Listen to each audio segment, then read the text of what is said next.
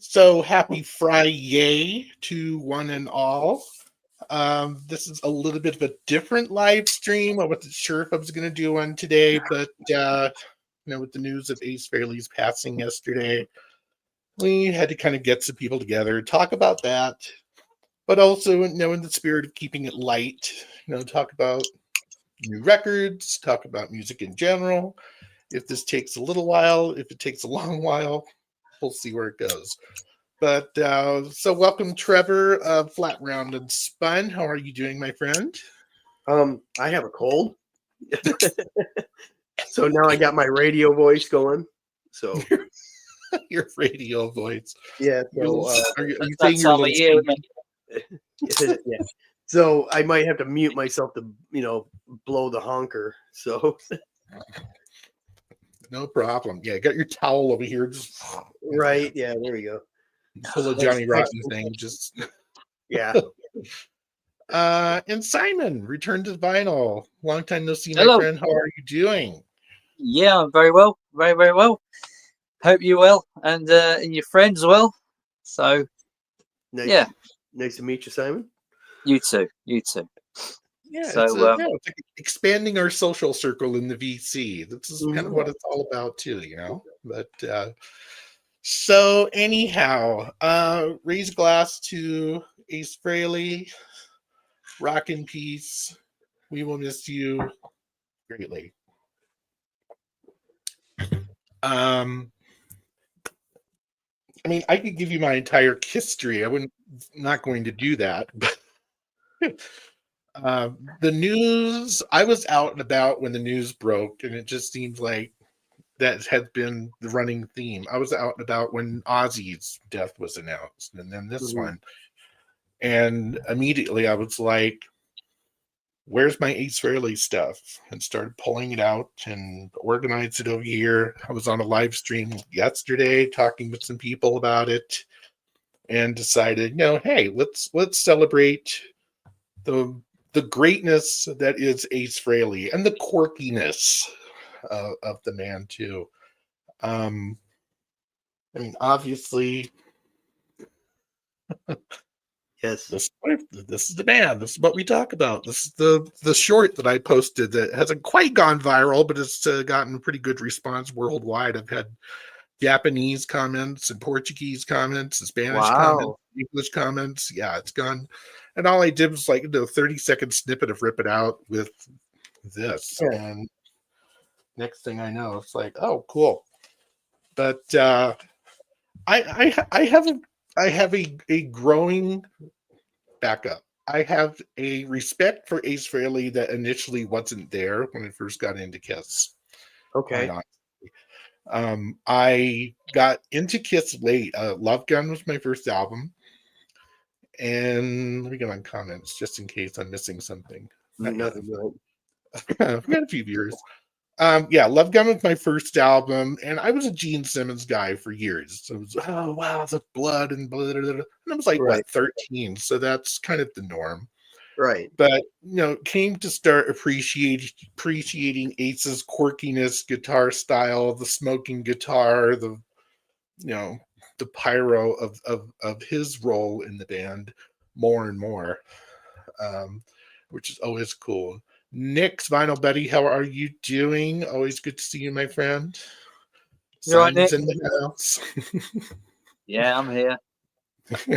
So, I don't know where you're going to kind of go with this conversation. It doesn't have to be showing tons of vinyl or memories or whatever. But Trevor, what kind of comes to mind when you think about Space Ace? Oh man, well, I mean, Kiss was the first band that I obsessed. I mean, I rattled off this story before, but I'll do the Reader's Digest version of it. My mom was going to community college in the mid-70s, so she dropped me off at my grandma's house, and my uncle was significantly younger, so he was in school. He was at school at the time. So I'm flipping through his records. I am about 5, 6, it's about 5, and I find the cover of Alive. I've never heard of Kiss, never seen Kiss. I just thought this is the craziest looking thing ever. And I put it on, and yeah, I was a fan right there. So this was like 1976. So, I got into them then you were there also in real time. They were a phenomenon. They were a phenomenon, but at that age, it's kind of like Superman thing where it's like, wow, are these guys real? Right. Oh yeah, and the disco was all the rage, and then here's Kiss. It was right. Well, and then the mystery of the anonymity of it all. What do they look like? And yeah, and Ace was definitely one of those guys that that I gravitated towards. He was the reason why I wanted to pick up a guitar in the first place. So, not that I play now, but I did at one point. But as you get older, you kind of move away from your stuff that you listened to as a kid. And when Kiss took off the makeup, I was getting into harder, heavier stuff. So I had no interest in those guys whatsoever. I did finally see him in '87 opening for Alice Cooper on Halloween night. So this is Frehley's Comet. So this is like his first solo tour. And it was great because it was just, he did songs from Frehley's Comet, his solo record, and a couple Kiss songs. So it was perfect. And then it was about 1990, me and my best friend, we kind of got back into Kiss. Just like, what? This stuff wasn't so bad after all. So we definitely got back.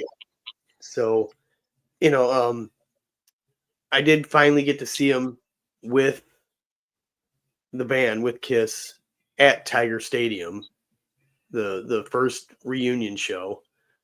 So that was just magical that night. So got to meet him a couple times. So I'll have to, it's not on an LP, it's on a CD, but.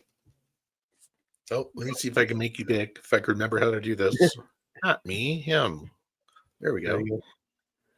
So yeah, got to meet the man.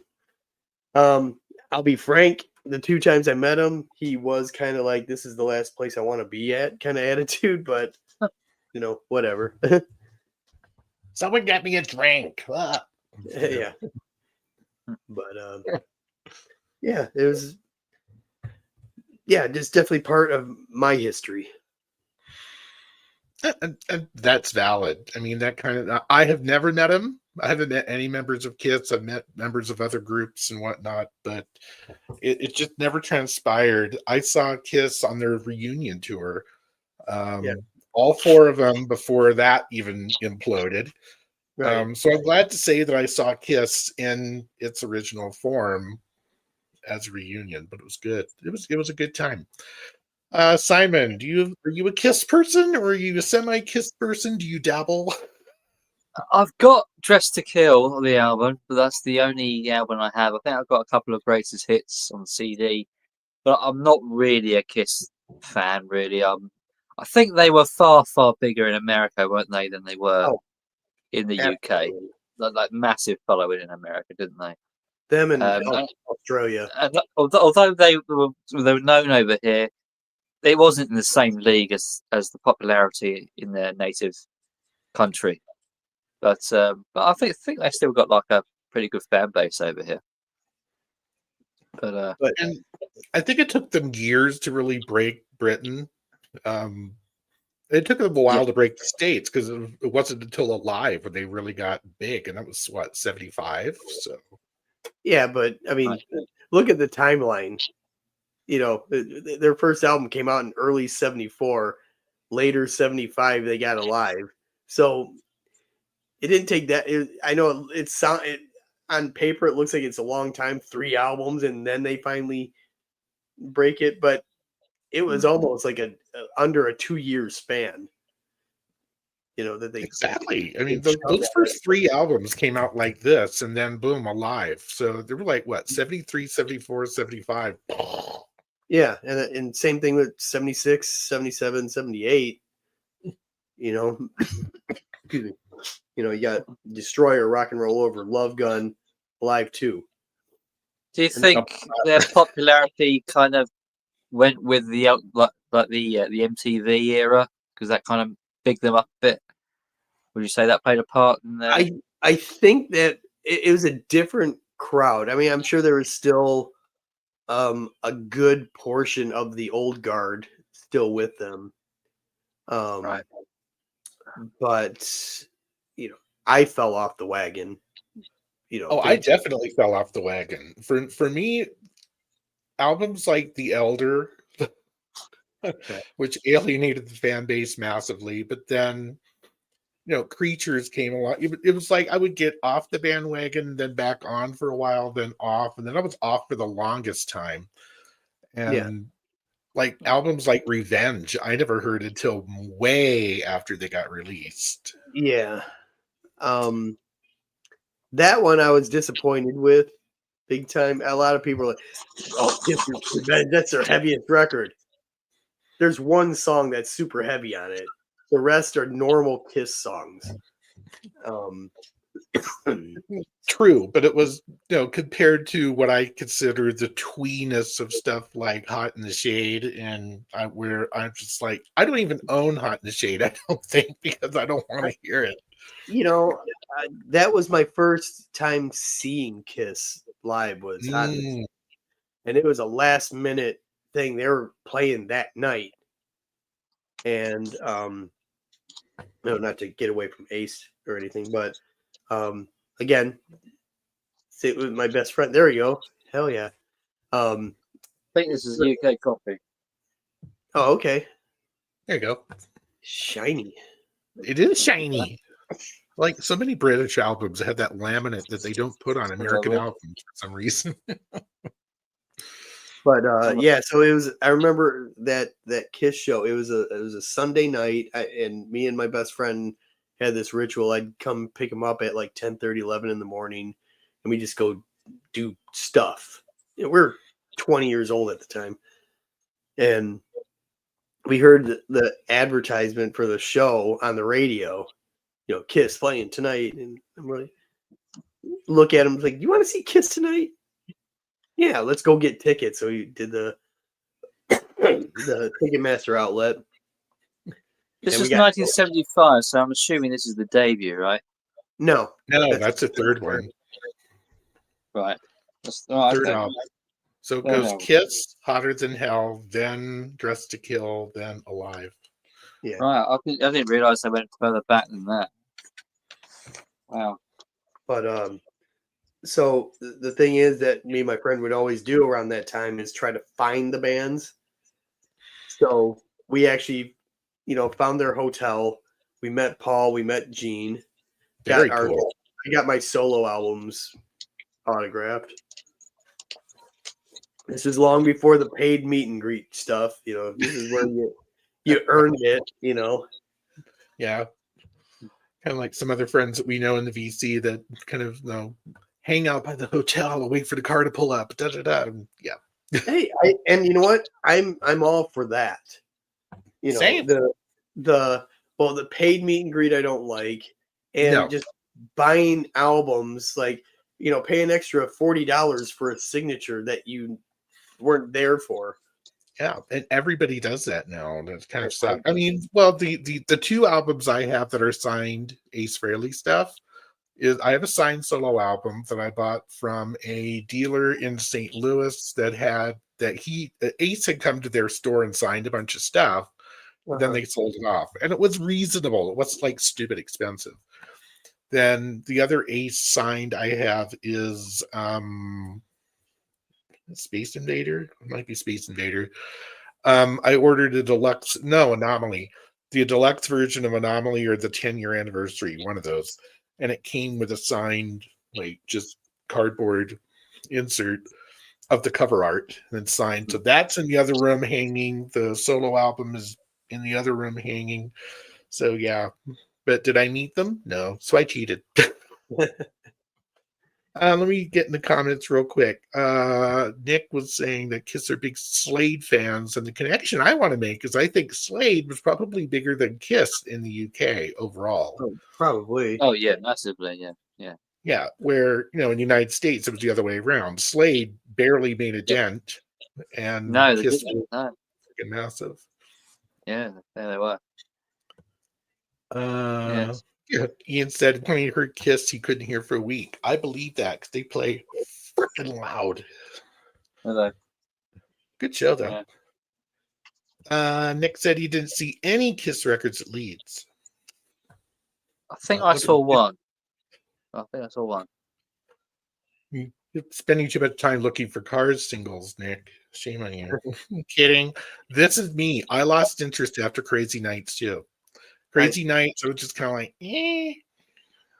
And I wasn't even in the neighborhood of Kiss when that came out. Yeah, Asylum for me, because the production on it is so tinny and shrill that it just didn't. Yeah, I was just like, why am I buying all these Kiss albums? They're not nearly as good as they used to be. Nick said, I've seen a great live version of Love Gun on YouTube. And there's, my God, the amount of Kiss stuff on YouTube is. Oh, I know.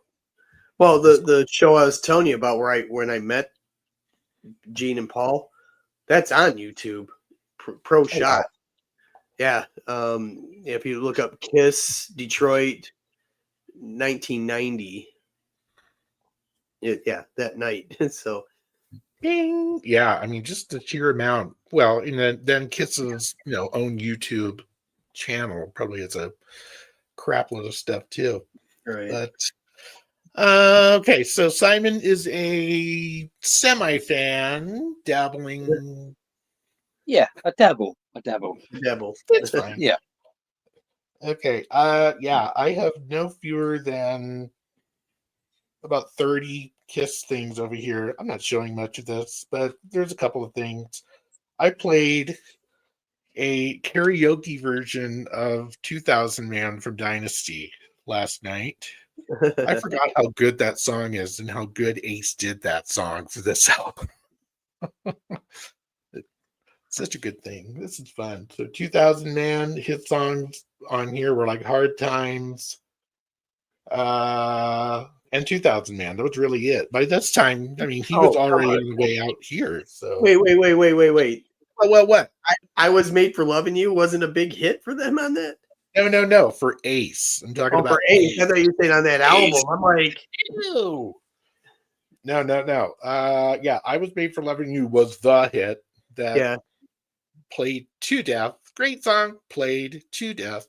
Yeah. What else is big on? Save Your Love. Sure Know Something was another single. That was. I loved it.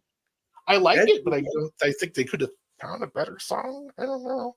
No. Gene's bass playing on that is awesome, I think. This is true. I'll give him that. But what else? I have a hard time with Frehley's Comet. Both of those albums just don't really do much for me, and I don't know why. Maybe it's because Ace took more of the back burner of just playing guitar more than singing, but that's me. Yeah, I had it on cassette when it came out, and I don't think I ever gotten it since then. Well, I know I'd never gotten it since then. So you're like, what? Do I have that? Then another one that stands out for me in the Ace solo one is Origins 1. I like this a lot. And I don't know if that's polarizing. This is all covers. So it's covers White Room, Street Fighting Man. Fire and Water is awesome on here. Kind of a redone version of Parasite. Magic Carpet Ride kicks butt. Okay. There's Old Gin and Rock and Roll Hell, a couple of others. This is good, but Origins 2, it was like, I don't know. Okay. Yeah, I never got any of the solo stuff. Okay. So it sounds like I'm the biggest Ace fan in the room. There you go. That's fine. I don't mind. I'm All right, more of getting a, caught up. the sum of the parts, type guy. Yeah. Okay, Nick likes Psycho Circus. I'm okay with Psycho Circus. I love Psycho Circus. Actually, I'm one of the minority. You could be a minority. We don't mind. I cannot read these. This print is so small. Although I like No, Eric is Eric's drumming is insane. Yeah, that's a British joke, and I know that one. His drumming was insane. Eric yeah, Carr. tremendous. That was a tremendous loss too. Yeah. First have official the, member to pass on too. Yeah. I have the Bill and Ted single. Kiss. Oh, Let me get this out of the way. Come on. That's God Gave Rock and Roll to You. I think this is the best single I've heard from them personally, but you probably disagree. It's a great song. I have no trouble with it. Yeah, it's a good song. it's a good song. Yeah, it's a good song. Yeah, that's the only thing I have on 7-inch. I used to have a ton of 7-inch Kiss singles, and I don't know where they went. It was just over time, it's just kind of like dropped stuff. I don't know. Let's see. What do we have here?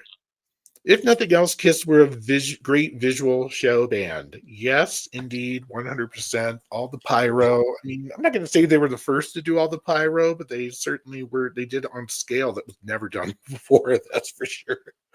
I got the double,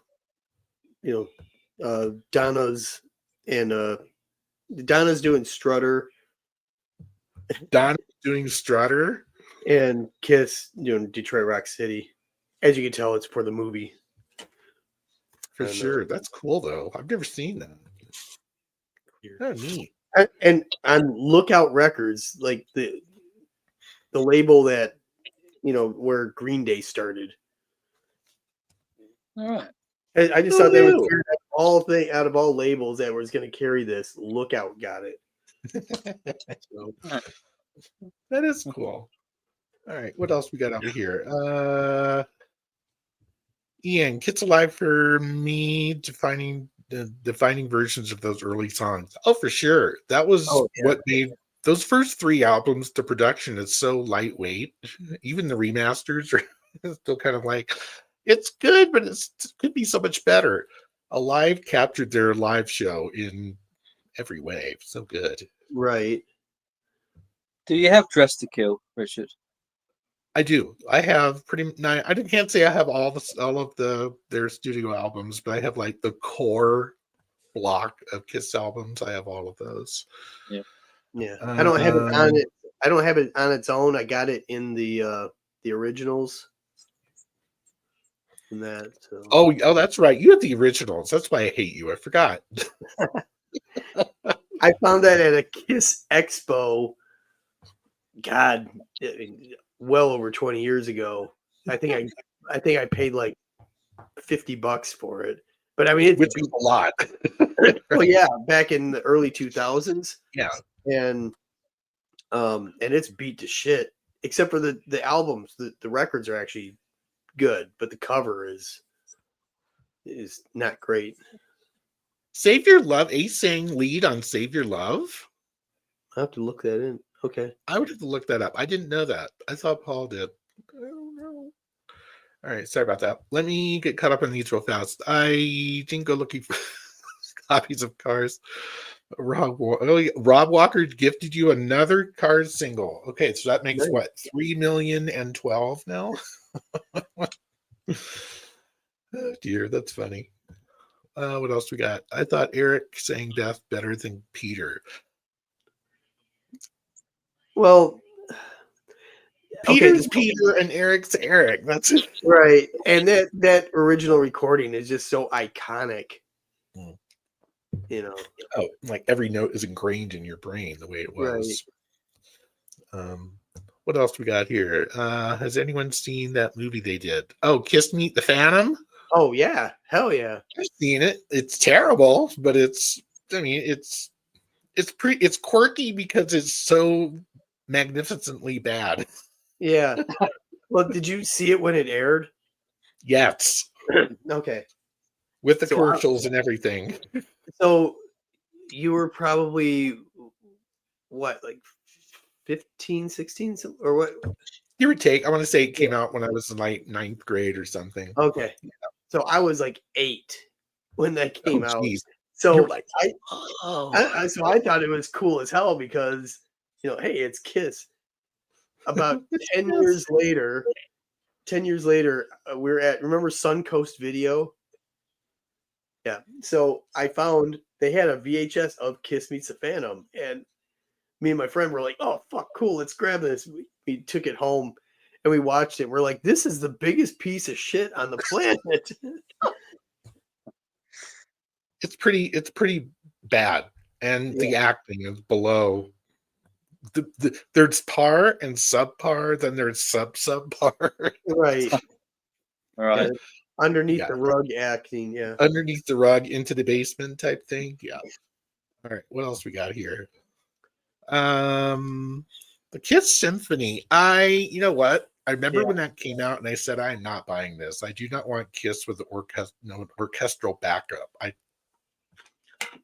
Well, I Doesn't mean, work. it's good. I have it.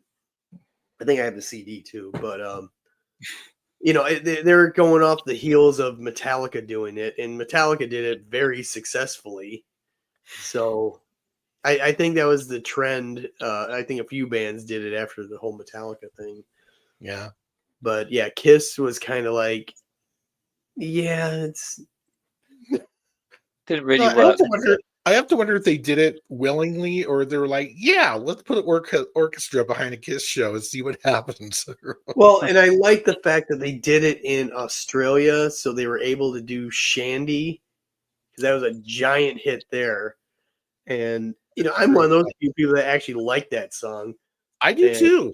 Yeah, I mean, I thought it was a great pop song. That was off of this album, which is criminally underrated in my opinion. I don't know when that came out though. I was it 80? I was like 80. Ouch, hang on a minute. God, why can't we have a mandated place where they put the year that an album's I'm pretty sure it's 80. So I was like 10 years old, and even at that point, I was just like, this is not the Kiss I grew up with, which was all of a few years. Yeah, I love the cartoon cover. I've always loved that, but then I remember playing the album for the first time, and I went, it took a while, but then I did. All right, let me get through these so we can move on. Let's move on this what? Oh, we're only about a half hour on this one. When I downsized, I got rid of Kiss CDs. I have them as audio files, which is allowable. I would get. I'm almost getting to that point where I could just happily purge a lot of that stuff. The movie, it's so crap it's good. Yeah, exactly. It's true. It's like, is there a plot to this movie? I loved it when they did they changed the words to one of the songs when they did it live. What was it? Was it God of Thunder? Yeah, it was supposed to be Hotter Than Hell, and they did Rip and Destroy. Rip and destroy. So it was like, that was funny. Yeah, that was probably the best part of the whole movie. Well, that, and also Ace's stunt double. That sounded pretty good, Richard. That is so funny. I only have audio files now. The only album you would buy was Alive, which is a good album.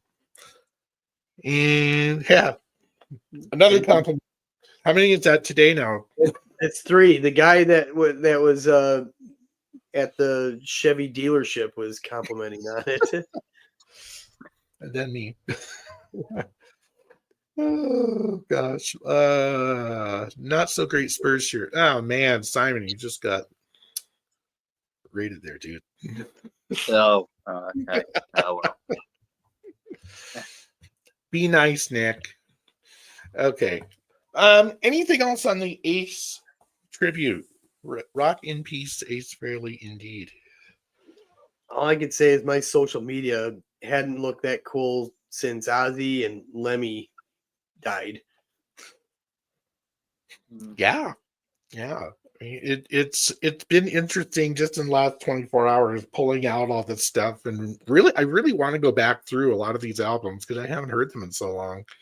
But it's sad that when our heroes pass on, sometimes that's when we finally go back and learn more about them, is once they're no longer here. Bowie, for me, I was a bigger Bowie fan after he died than I was when he was alive, which is fairly criminal to say, but it's true.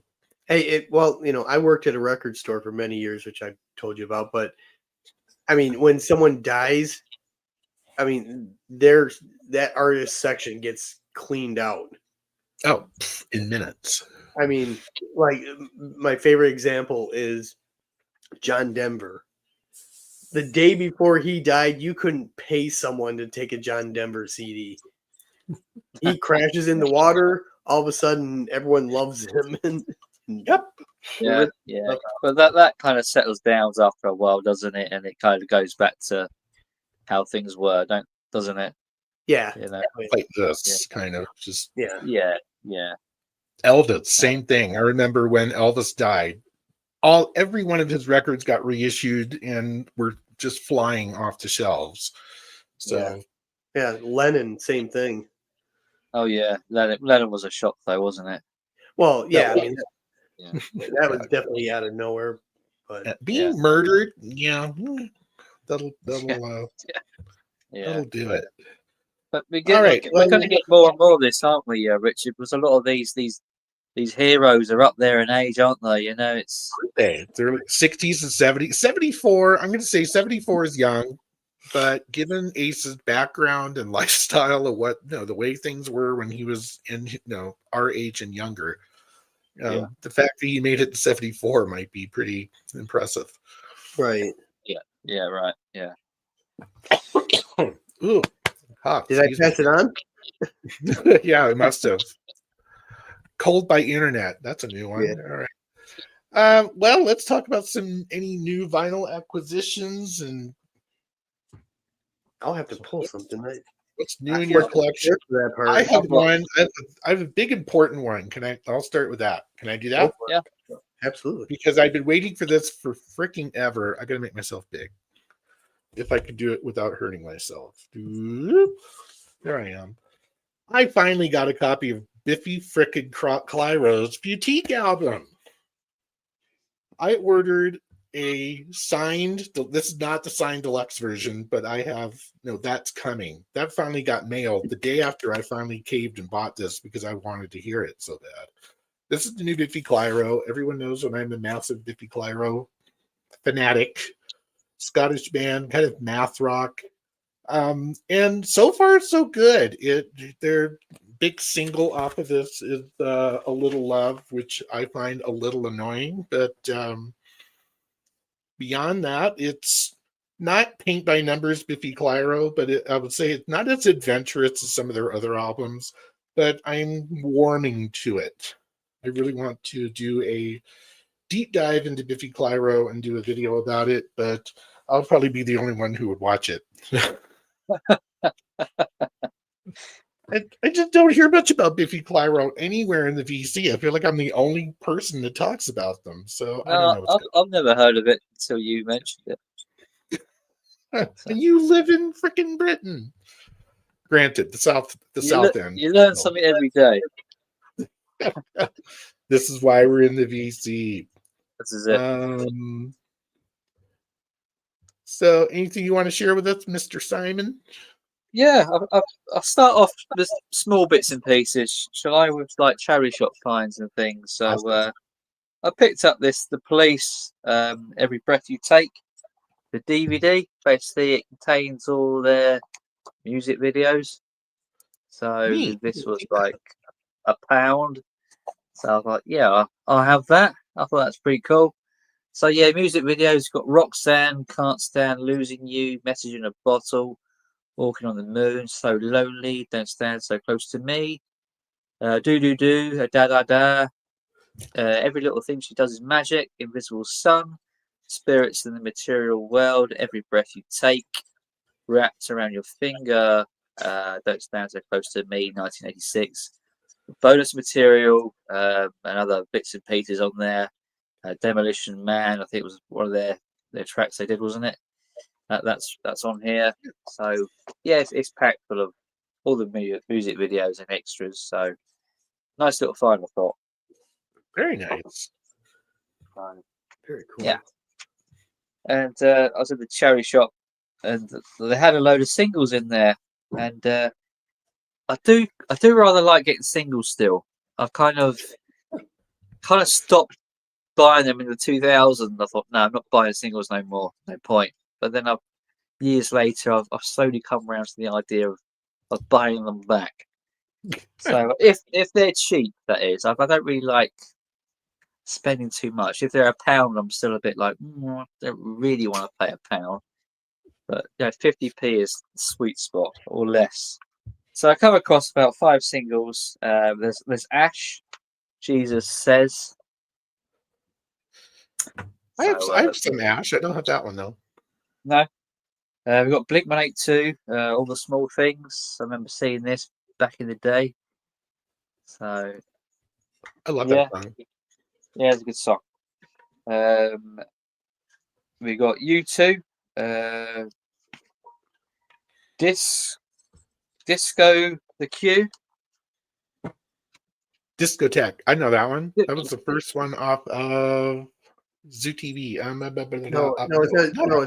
No, it wasn't Zoo TV. It was the one from '97 because I remember that being at the record store when I worked there. There's the back of it. Was it Pop? It might be. It might be Pop. I can't remember. So, I remember liking that song quite a lot. It's got Holy Joe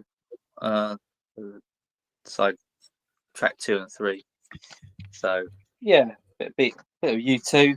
But this was the one I wanted. I'm trying to collect all the Oasis singles. I've been doing it for a number of years now, and just slowly build them up. And this is what I didn't have, and that's all around the world. So I thought, yes, I'll have that to my Oasis single collection. I do have quite a lot now on CD, and a bit of Fountains of Wayne, Richard.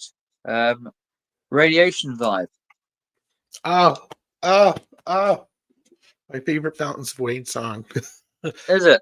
and I know this guy likes him too. Americana Sam is a Fountains of Wayne guy too. There's the single. So I thought, why not? Why not? It's a charity.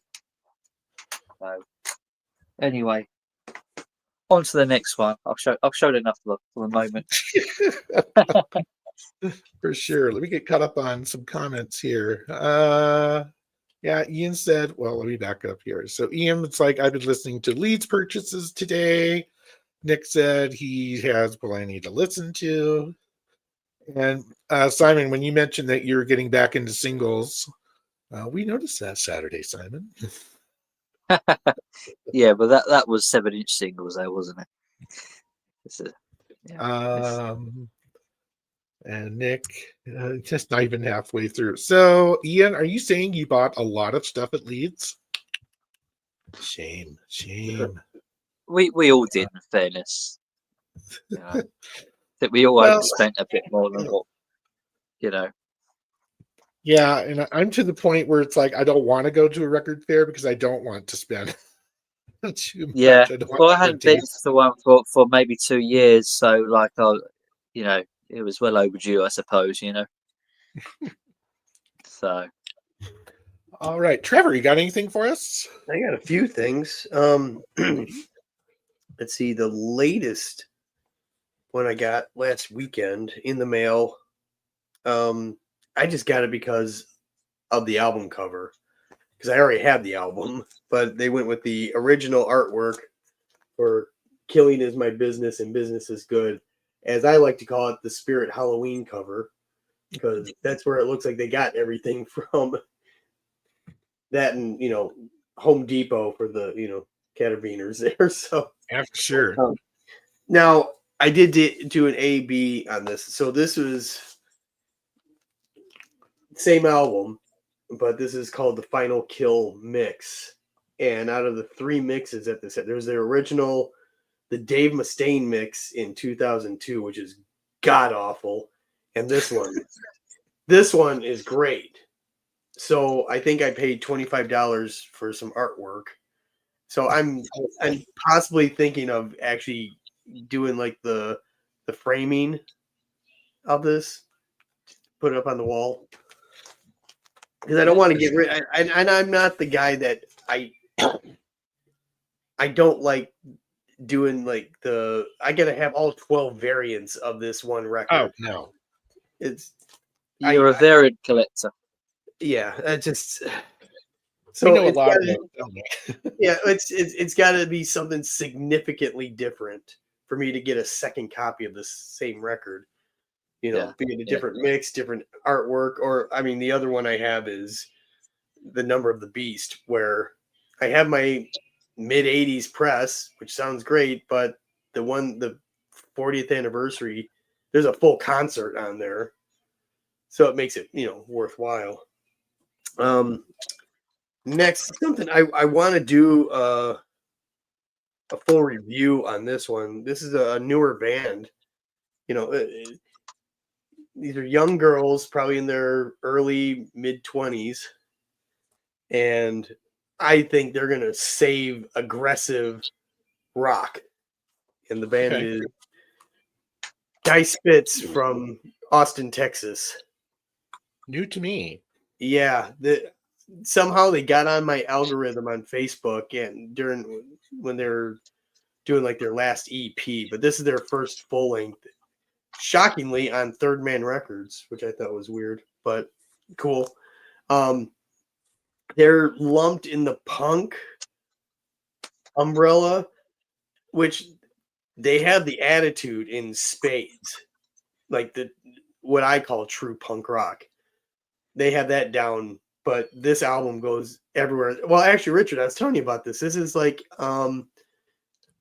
if Hole had shoegaze production. That's right. You were telling me about this. So I think you might dig this. You might want to try find street. They probably have the whole album on YouTube. Go check it out. And I will for sure. But yeah, this is a great record. Put on my ever expanding list of things to check out. Oh, the live material on that Maiden record. Well, the on that Maiden record, it's the full Beast over Hammersmith show from '82. Let's see. This I actually got for Jeff Witcher's live stream that I got on a few weeks ago. We were talking about albums from '88, and I'm like, I need to beef up my '88 thing, and I also need to beef up my my Skinny Puppy collection. So I got Vivisect. So I never even owned this on CD. I think I had everything else. Wow. But I never had Vivisect. So, this is when they started getting super harsh in their, industrial thing. Their previous stuff was a dark, but it was a bit more on the dancey end. This is when they were starting to get way more experimental. And then finally, I was pulling into, there was this pop-up flea market, and I'm like, okay, just check it out. Well, in the parking lot, there's on the side of this truck, it said Bread Truck Records.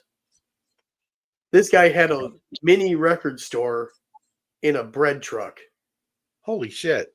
It was so cool. And I'm actually going to try to get a hold of the guy, and I want to interview him. So I'm going through, and I got this for $20. And this was all Rob from Northern Revolution's fault of remotely getting me into this. $20 for Bruce Springsteen, the live box set. Yeah, that's not bad. That's not bad. That's not bad at all for that. I mean, yeah, the cover is a bit worn. They all are. What? But the They all are. The records inside look like they were never played. It probably looks like mine, because my cover looks exactly like that. I'm the sole probably owner. Played once. Probably played once. That's it. But it's even still got the booklet in there, and yeah, I mean the records look like they might have gotten played once. But I'm like, for $20, that's nothing. That's a no-brainer. So Yeah, box set. Is it three? Is it 3 or 4 discs? it's 5, isn't it? I think Five, it's is it 4 or five? 5, isn't Yeah. it? Yeah, 5. Wow, That's what I thought. yeah, that's good. So $4 a piece? Hell yeah. Yeah, No problem. So, No, and every song on there is a banger too. So and I have yet to get through. I think I got through the first disc, and I have yet to go through the other stuff. oh, Nick has a question for you. Were the records in the bread truck white, wholemeal, rye, or sour? Some were marbled. Some were marbled. Oh, boom! Yeah. Well played, sir. Well played.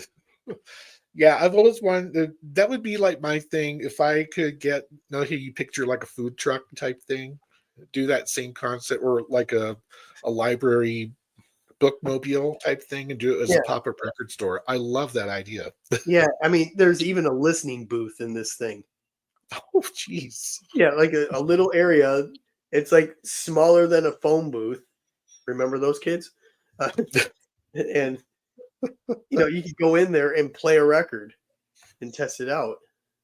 No, I don't know if it had. Yeah, I probably had headphones, but yeah, I mean, it was really cool, and I didn't see a lot of Goodwill, thrift shop or charity shop Right. type stuff. I mean, the guy was trying to bring his A game stuff with him. Cool. As you should. So it was really like going to a record fair in a truck. Yeah. But I mean, and he had some stuff that he actually had in a safe. Like he's got like a first Johnny Cash record. Oh wow. So, yeah. So he was not going to go just. Now my biggest thing about that is like someone steals the damn truck, then you're out inventory and a truck. Yeah. Ouch. Well, I think if memory serves, I think everything were in milk crates. So he probably empties out his inventory every time. Remember Ian remembers the record booths in the record shops in the 70s. I remember some of those too. We lived in Germany for a while, so there was some of those in the German shops. Okay. Yeah. Thing here in the States, though, we had it was more in the 90s. They had when CDs came into play, you can have like the thing to so all the yeah.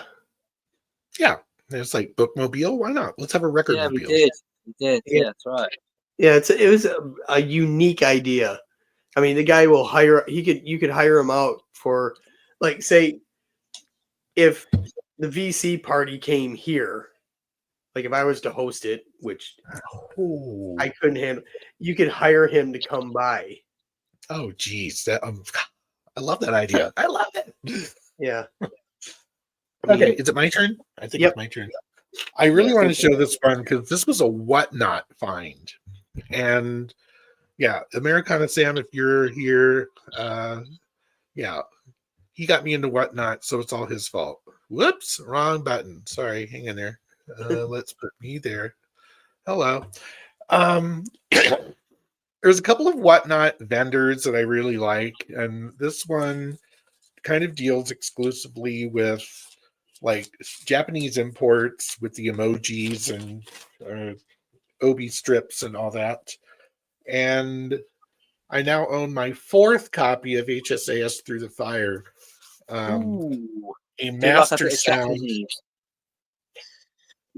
This sounds fantastic. It's a master sound sort of audiophile, but it's heavyweight. What astounds me more about this is, first of all, I paid $20 for it, which is nothing. That's pretty good. Because what's frightening about this is all the stuff that's in it. So not only is the album in the original master sound inner on Geffen. I mean, Japan does this right. Go figure. They do.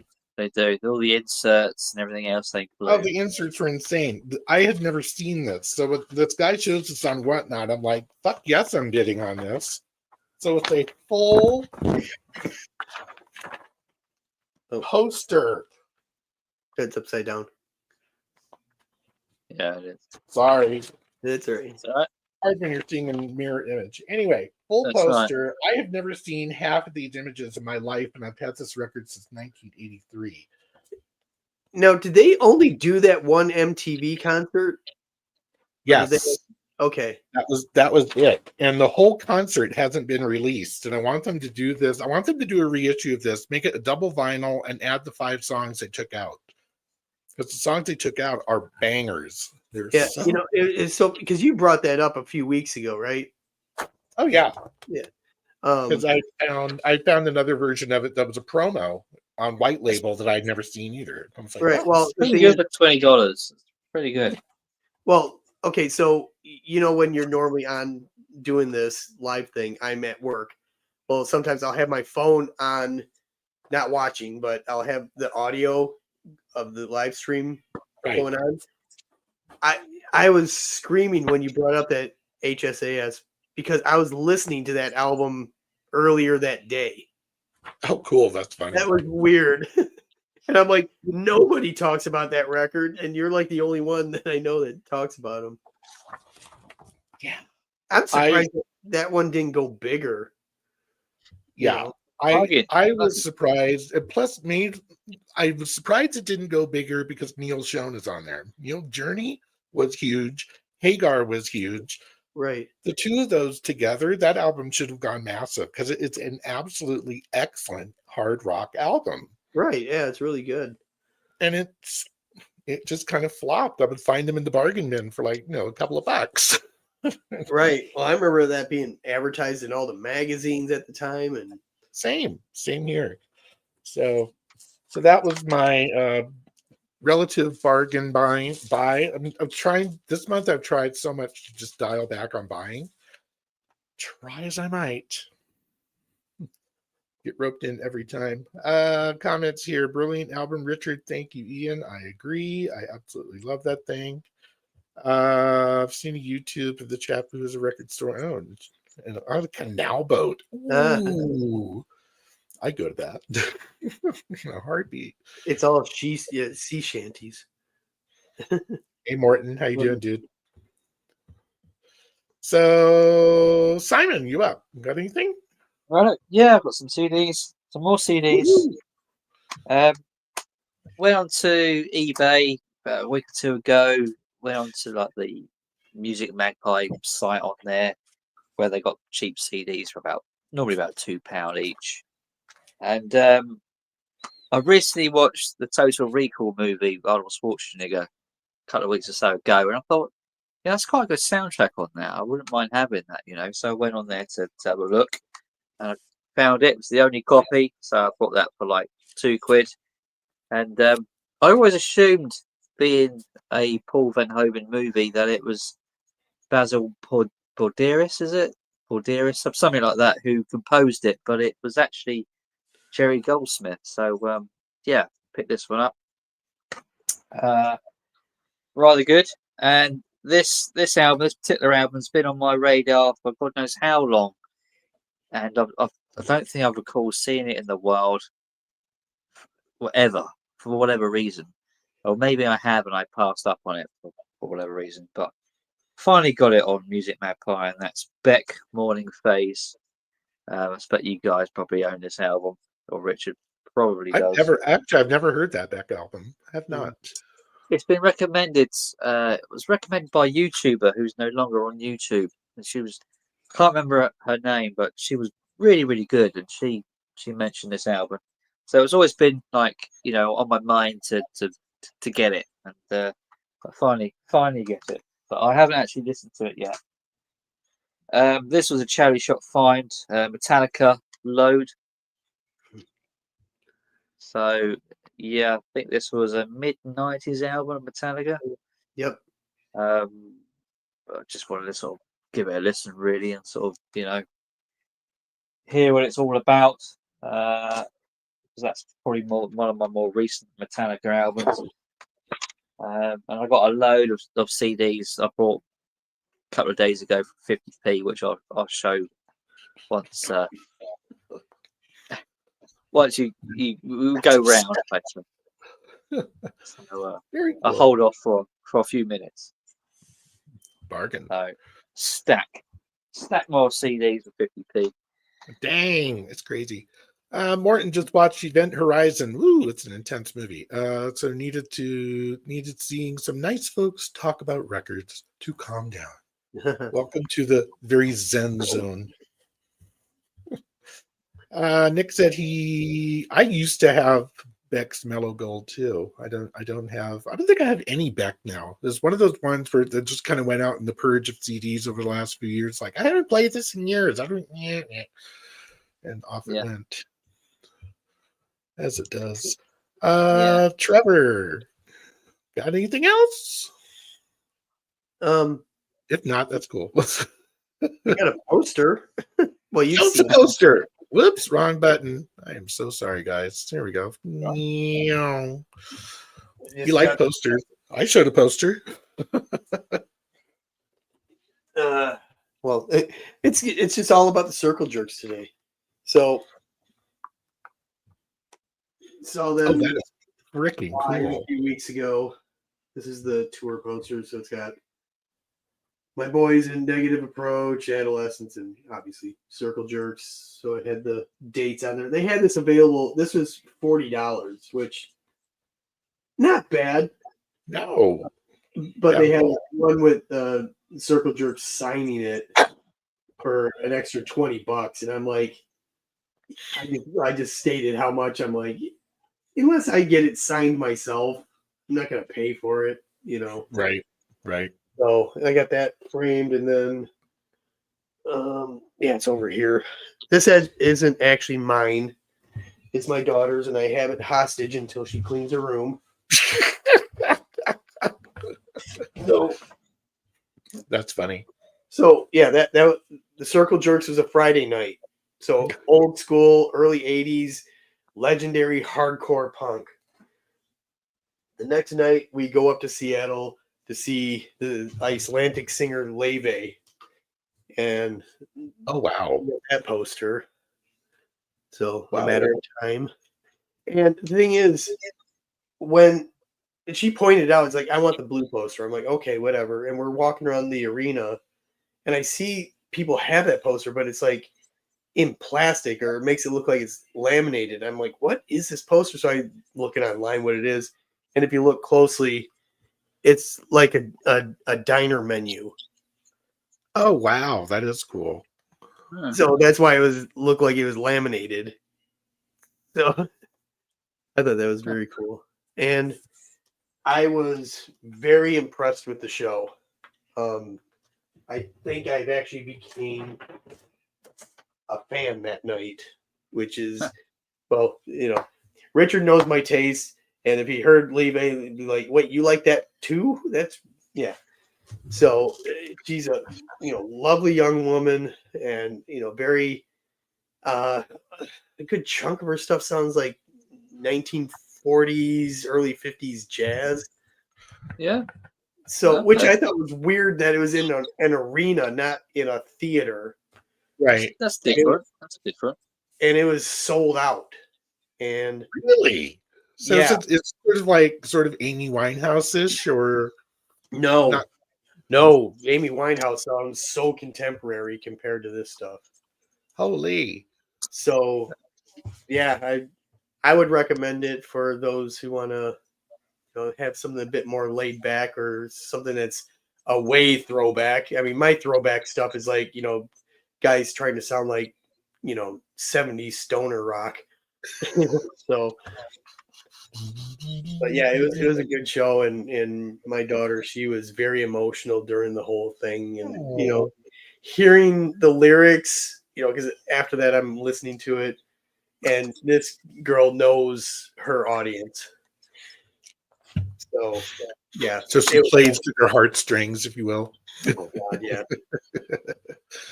All right, let's get this back here. I have a few other things, but they can wait. Shall we move on to just Taphouse Talk, record talk, talk in We can do general? Talk amongst yourselves. Where's that banner? There it is. Taphouse Record Talk. Let's Where see. should we go? Where could we go with this? Go any. Oh, I know. Simon needs to tell us what Leeds is like. Yeah, definitely. Yeah, I should fly Leeds over was there brilliant. and chill. It was absolutely brilliant. When I went to Reading about a couple of years ago, it was in a hall, but it was very cramped together. There was a lot of bodies in there. It was very difficult to go around looking in the stalls and digging through the records because the amount of people there were. You have to sort of wait around and you kind of get impatient. Then you move on to the next stall, and you end up moving on to the next stall because the amount of people. And it took me quite a while at Reading to find something. I think it took me like near the end of me looking around maybe a couple of times or 3 times to actually buy a record. But like in Leeds, because it's like in 2 huge, great big rooms, and it's kind of all spread out, and we got there kind of early-ish. There wasn't too many bodies around in the way, and you could get around the stalls pretty easily. And I ended up buying pretty much, I don't know, maybe 5 records and a few singles on the first table, straight away. And I kind of thought, well, I probably am done here already. But then went on to the next stall, brought another 7-inch single, went on to the next one, and you know what I mean. You gradually pick up bits at a time. But yeah, it was really good. It was really good. So I enjoyed it. Yeah, we got there. We did like the ritual of having the Ian and Nick did the breakfast, which I think there was a butty they loved having, and we swapped records.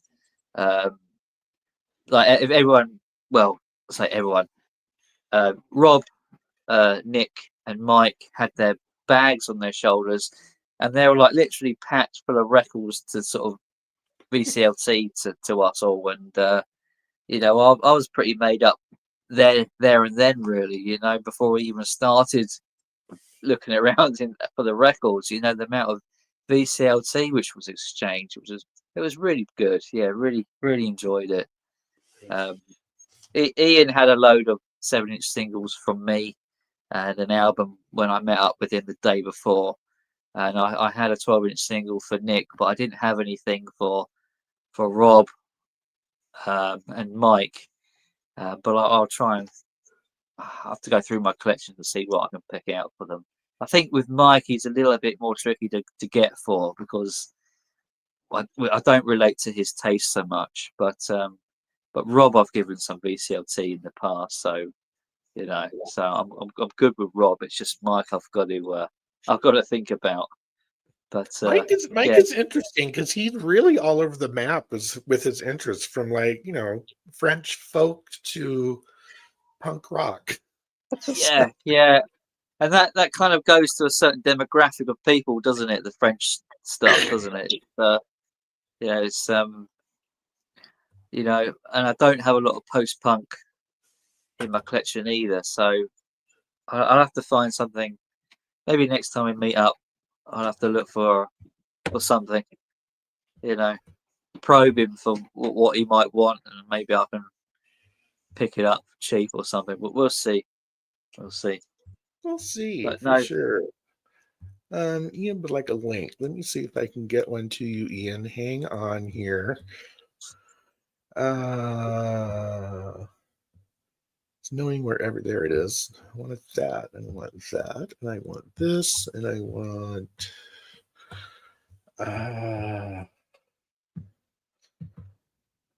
bear with me. Instagram on frickin' PC is just such a different animal from the mobile app, which is so much easier to navigate and find things.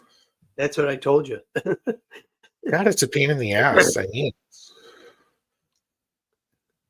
Ian, do I even have you on my Instagram? I must. I must. Where the hell? Oh, dear. It may not pan out, sir. I cannot find it for the life of me. Oh, wait. He usually sends me through Facebook, I think. Yeah, Messenger's easier. Oh, or he sends me by email. I can't remember. I'm old. I forget things. Ian, there you are. All right. Ian, I'm sending you a link through Facebook Messenger, if that works. Hopefully it works. There. All right. And get out of 900 different pages. I hate having multiple. I'm one of the people I cannot have 48,000 tabs open on my PC. It fucks me up. So, there. Yeah, Ian, I sent you a link through Messenger. Hopefully you could find it. If not, that's cool. I was going to go to we have a Rocky Mountain Record Fair here, and it was a couple of weekends ago. I know Steve Carlson went, and probably get other members that I know in the Denver area. I opted not to, and reason being, I know the fair is really nicely laid out. It sounds kind of like Leeds, but it's on different floors of this huge, like, not parking garage, but it's a large building on multiple levels, and you go up different ramps to get to things. And it's really well spaced out, and they advertise, we have 100,000 records. I'm like, yeah, you probably do, but they also cost $100,000. I've always found the prices have been just sneakingly getting worse and worse. And the more vendors that you caught me drinking. I see that come to this fair, it's just nuts. We found him. There you are. Hey, how are you, Richard? But the Rocky Mountain Record Fair just got crazily expensive, and then I was just like, you know what? Plus, you have to pay to get in, unless you wait for they do it over 2 days. The second day I think is free, but you still have to sign up. It just got so rigmarole. Was I'm just like, no, I just want to show up and look at freaking records. Yeah. Can't do that. And we had other stuff going on beside records in Leeds. There were stalls selling fish and meat and all sorts of things sort of around the corner from where the records were going. It was there was a lot going on there. Yeah, because it's actually in the market, isn't it? So yeah, the beauty of that is, if you get dry, you just go to a stall and get a bottle of water. It's yeah. There was bars and burger bars and tea and coffee whenever you wanted it. All you do was just literally a few minutes away from the records, just sort of sit down and eat if you want. It was all there for convenience, wasn't it? That sounds so fun. It was great. And really then good. we had that impromptu live stream live from the pub. We did. Yeah, we did. Yeah. Still available on YouTube, by the way. It's like what, an hour and a half, hour and 45. If you like it, all I'm going to say, folks, is if you like listening to us waffle on here and on Thursday nights, just go and watch us in the pub. Yeah. It was hilarious. As BC as you can possibly get, I think, in that environment, isn't it? Nick loves stalls. Yeah. We keep threatening that one time we're going to take our ice boxes up and fill it up with fish. That's and crazy. The uncut version comes out on Blu-ray near Christmas, so if you're interested in that, the full 2-hour version. Yes, director's cut. As long as Lord of the Rings, not quite, but no, it was a really good day, wasn't it, Ian? Oh yeah, it was. I mean, for me, it was a great weekend. It was. I mean, It started obviously Thursday. On the Thursday, it was my birthday, so we had a live stream with all the gang, and then Simon came up on Friday, and we went out for dinner. I took him to my local pub, which is a village pub with home cooked food. That was brilliant. The food was so good, Ian. I really liked it. Yeah, and it's one of them places. I don't know what it's like in the States, but they bring you food and you just go in like that to get your first. Is your food all right? And you go, I haven't even frigging tasted it yet. Yeah, it happens sometimes. Yeah. Yeah, bug off. It's like, let me try it first. Oh my god. Yeah, they don't give you a chance, and they just didn't. But we wasn't rushed at all, was we? No. It wasn't corporate, which it's a rarity nowadays in the UK going to a pub, isn't it? Home cooked food. You just don't. I don't come across it. Not down it my way anyway. But it was the artichoke. Yes. Even Nick knows the artichoke. Yeah.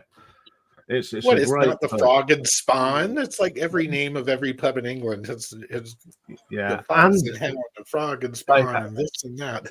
Yeah, and then some Sunday nights they have a folk open mic night. And the last time we went in on a Sunday, walked in and they were the guy was doing Gordon Lightfoot. Oh, nice.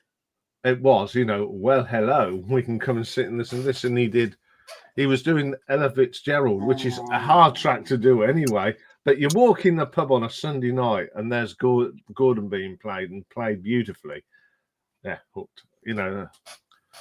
It's a really good place to go on for a bit of folk music. It's proper, especially in the winter when it's cold, the fire's going, and it's literally where we had our meal. They put the set up. Yeah, it's proper pub. I went to a place like that when I went to Reading Fest in the early 2000s, and it was just down from the festival site.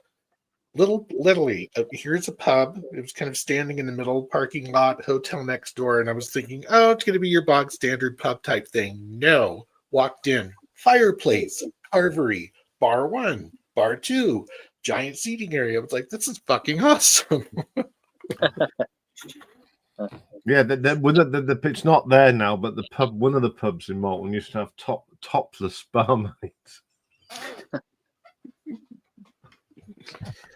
Oh, you could get away with that now, could you really? We went into your local record shop as well, didn't we? Yes. I took him in the record shop. It's always been a record shop. I mean, it's changed hands, but the record shop was where I brought all my records. Yeah. Yeah. If you believe that, you'll believe anything. Yeah. So I took Richard. I took Simon in my record shop, and I said to it, the layout hasn't changed. I says, on a Saturday afternoon in the 80s, this would be absolutely rammed with people. I can believe it. Yeah. They still do a good selection of metal, and because the guy I think is a bit of a metalhead, and that's what he. Yeah. It was good in there. I did like it. I think if you weren't going to the fair, maybe you would be quite so reluctant. Yeah, I think just coming off the train, I think you were getting a bit weary. We couldn't really spend that long in there, could we? No, unfortunately, old age is creeping up on me. All of us. Yeah. Yeah. I was raking leaves in the backyard yesterday. I was like, ouch. Yes. If they were open on a Sunday, I would have gone back in there, but obviously nowhere really is open. Not record shops, certainly not open on Sundays. And the highlight of his weekend, he actually got to meet Rocky. I did. Oh, yeah. hey. We love Rocky. Yeah. Speak of the devil, there he is. Oh, there he is. Yep. Trevor, meet Rocky. Rocky, Trevor. The most feistiest 15-year-old dog you'll ever come across. Wow, 15. Man, yeah. That's impressive. Yeah. You wouldn't think it though, Simon, would you? No, not the way he is. No. He's so lively, isn't he? Yeah, it's so, yeah. We came in from the record fair. I mean, I'd left him. It's the longest I ever leave him these days when I go up to Leeds. Come in the door and he was on his back, waiting for his belly to be rubbed, weren't he? Oh. He was, yeah. I don't think he was on his own, was he? Did you have your my ex came and Your sorted ex, it out. Yeah, she phoned me up on the Wednesday, on the Monday, and said, yeah, she came in on the way home from work, so she spent some quality time with him. Yeah. Yeah. Well, Ian, do you want to show us anything you picked up at Leeds, or do you want to save it for? I've done the video, but bear with me 2 seconds. Okay, we can do that. Trevor, do they have record fairs where you are, or I'm assuming they do? Oh, yeah. I've never been to one. There's one that's at the Seattle Armory, which is pretty much the biggest one. It's at the base of the Space Needle. I want to go. In fact, I think it's coming up next month. But right, this is a quarter of what I got. Okay. Gee. Thanks. All right, let's pull you up. You can play show and tell. Right. Okay. Well, one of the ones that I got, and I got this one of them 3 for a tenner jobbies. Mm-hmm. I picked up John Miles's Rebel, which has got music on it. Rebel. You'd know Alan Parsons is involved with it as well. He produced it in, so it's that sort of sound. This came out in 1976. Okay. And it's from 1976. Again, as Simon says, it's on Decca. So, as with Decca, you expect good quality. You do. You do. Yeah, I mean, I picked up the Moody Blues, the Lost Chord, brilliant. Bit of prog. Eulogy, The Nice, which is their last ever concert recording. I think it was recorded, I did say, at the Fillmore East. It's got America on here, Hung to Dream, Back My Back Page. Excellent. Absolutely. Mr. Emerson is just on fire. That's a Hypnosis cover, I believe, too. Yes, it is. It's I love it. I love that cover. It's all that, I just love these balloons on the middle of a desert. It looks quite obscure. One Nick VCLT. I mean, I love Frankie Valli and the Four Seasons. This is one of them K-Tel albums. And as I said on Thursday night, for a K-Tel album, the quality's good. But I think, as Simon pointed out, it may be because they're only 2 or 3 minute songs. Yeah, yeah. Well, a lot of them are from the 60s, aren't they? Yeah. Little bit of Goodbye Cruel World, Elvis Costello and the Attractions. This was a gift from Mike. Great album, this is.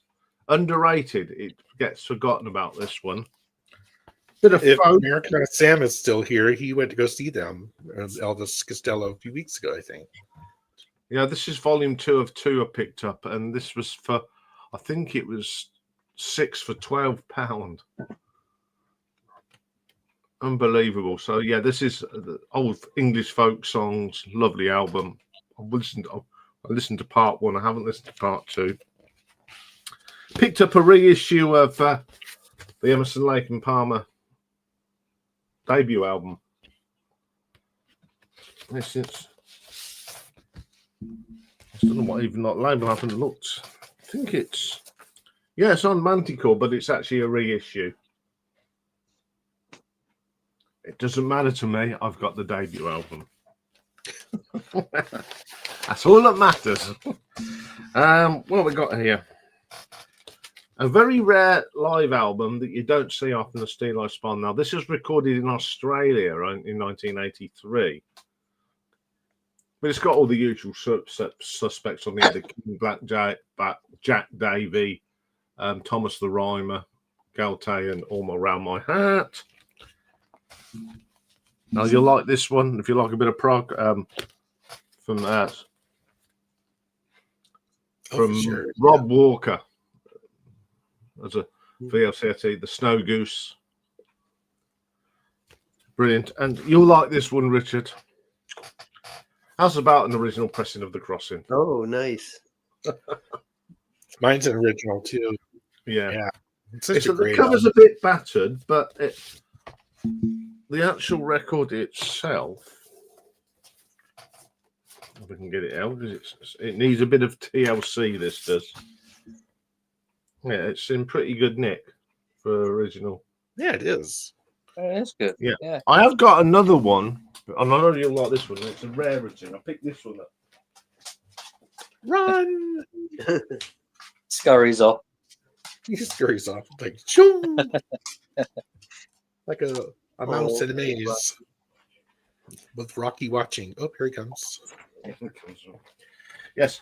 Now I brought this as an original 7-inch single, but it got nicked, as it does, and I've picked it up in an ordinary sleeve. But on Saturday I found the 10-inch version of it. That sounded good. That did sound good. Yeah, I did do some research. It's very rare, Right. and I picked it That's up cool. for 10 quid. Nice. Very nice. Yeah. I mean, the first thing we put on it when we got in. Yeah. Yeah. And it sounds good. It's in really good nick. It's on the classic bronze album label. It's just weird having a thing. I mean, I've cleaned it up even more since I played it because it's even sounds better now. Yeah. Yeah. So that's some of the stuff I got. Very nice, sir. Picked up Yeah. some nice fights there. I Yeah. did, didn't I? I mean, You the did. other week I did. I mean, it finally come. You know, the debacle of the Gillan album that went missing. I finally did get it from Japan. Yes, it did. That sounded amazing. Yeah, because Yeah. Oh, there we go. Got the FRIYAY Valley because there's 2 great Northern Soul dance tracks on them. I got one 7-inch. so Nick has everything. How big is Nick's collection? It has to be like 1 million records. He has everything. yeah. Yeah, he has a lot, I'd imagine. Yeah. He does. Oh, too good. Yeah, and I picked up the Spinal Tap soundtrack as well. Nice. I still got to get that. Yeah. I still haven't seen the new one. I love the original. It's insane. I love Spinal Yeah, Tap. I've got both now. And I thought, well, I brought the Spinal Tap one in 1984, and I thought I've got to get the new one just to make the set. You know, you got to have the same soundtrack. So it does. It is. It's that vinyl completist in us that must have everything. It's got a lovely version of Big Bottom with Garth Brooks on it. Yeah. And Trisha Yearwood. Yes, it's brilliant. Absolutely brilliant. Yeah, it was me, Emma, and Dylan. We all saw it the same weekend, obviously in different theaters because we're all over the country. But we did a review on that. God, it was about a month ago. It's weird to be vinyl channels and do a movie review. So yeah, but it's music related. Hey, yeah. Can I show my 50p CD finds? Yeah, of course. These a lot of these were kind of blind buys, but I knew they were in the realms of alternative and indie music, but I've never heard them before. But let me know if anyone knows these bands. The Hybrids, self-titled. Now listen to this. This was really good, actually. I was quite surprised how good of an album this actually is. So yeah, really, really happy with that one. What genre? Is that just bog standard rock, or is it what? That I believe is indie. I think that's indie. Yeah. This is Australian, I think. Cosmic Rough Riders. Enjoy the melodic sunshine. Never seen this before. Ooh, I like the cover art. Give it a go just to see what it's like. Not actually got around to listen to it. I think it's from Oz, I believe. So give that a go, see what it's like. I know this band, The One That Dies. Yeah, came out in the late 90s. Mm-hmm. So it's one of theirs I didn't actually have, but I do now. Of Monsters and Men. Has anyone heard of them? I have, and I can't think where I have. It might be I- one of those it ones doesn't where you see the cover and you go, "Ooh, that's cool." It's not the only album they have. They got a few of them. Trying to see the dates. 2012 this came out. I've never heard of them, and I just thought I'd check them out, see what they're like. I got Airhead, Boing. Anyone heard of them? Nope. No. Airhead. Indie. I That's think a it's cool indie. cover. Yeah, I think I've heard of Airhead. yeah. Yeah. We've got Skunk and Nancy, Stoosh, which Oh, that's a good album. Yeah. yeah, I have seen that. Yeah. When I worked at the record store, we had them in for an in-store signing. right. This Okay. late 90s. Yeah, it was Yeah. them and Seven Dust and someone else. They've got quite a few albums, haven't they? Yeah, I and think I'm they sure got- they're way bigger there too. I think they're still going, aren't they? Yeah, they released an album, I think, back end of last year. If I'm Yeah, I right, think or so. early. Yeah, it wasn't long ago, was it? It's pretty good. Echo Belly, Lustra. Pick this up. I remember that. Didn't realise I actually owned it until I stuck it in my computer and they told me that you've got them already. But yeah, I got another copy. This is like a cardboard sleeve, so yeah, something a little bit different. They're actually in the laundry list, Simon, Echo Belly. Are they? Yeah, they're creeping towards the top as well, so it won't Right. be long. There you go. This, I believe, came out in '97. So there you go. Yeah. I think this is a British band. I've not heard of them until I saw this CD. But then looking at the cover, it looks familiar, like it's maybe something I've seen in the past. You know, in like Virgin record store or Our Price was it known back in the day, and that's Bennett and heard of Bennett. Supernatural. Yeah, I've heard of Bennett. Supernatural. You heard of them? Yeah, I've It heard of looks Bennett. familiar. Yeah, came out mid-90s, I think. So I think, yeah.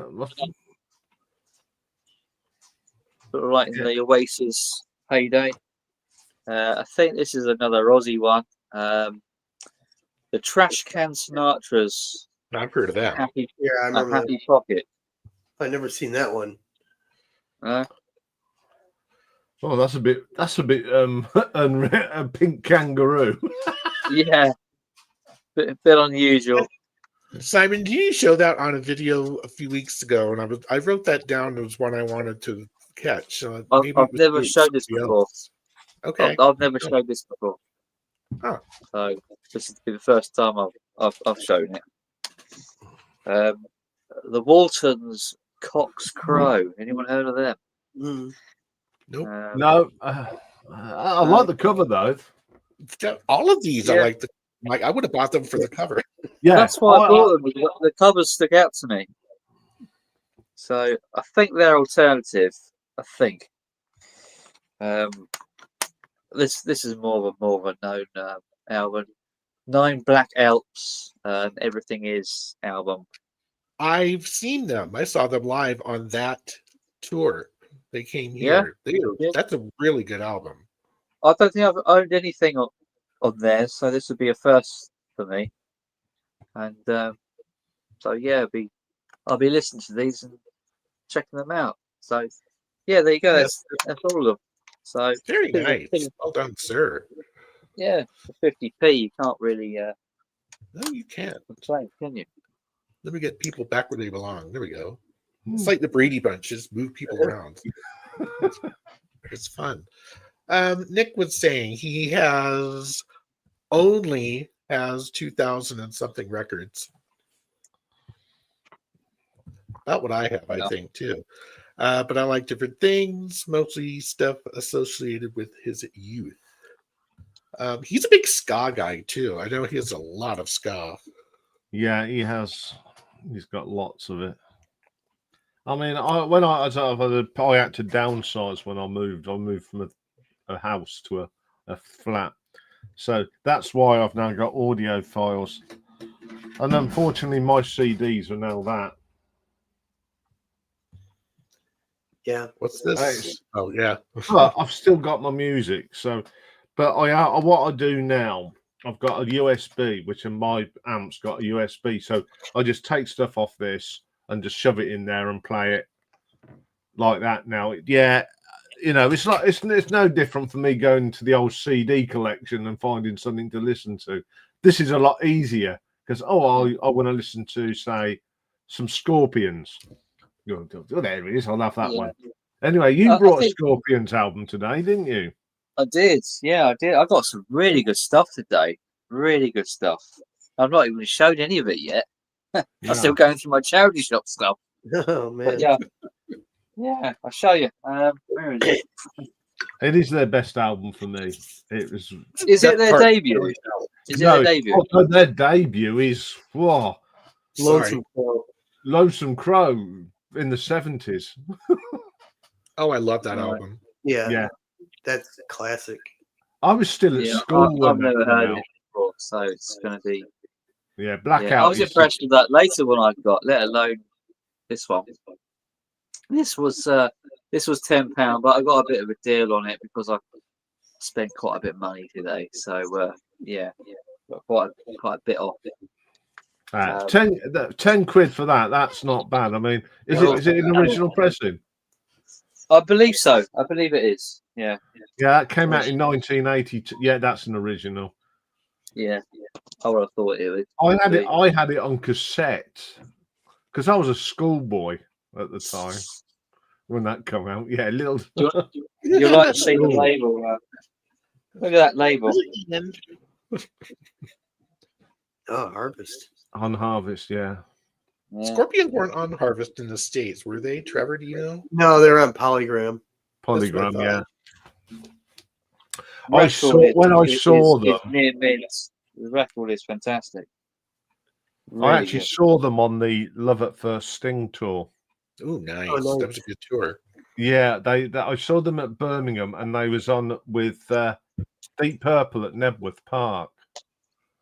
Oh, so this is the reunion of Mark II, yeah. Yeah, I was there in the rain. It was glorious.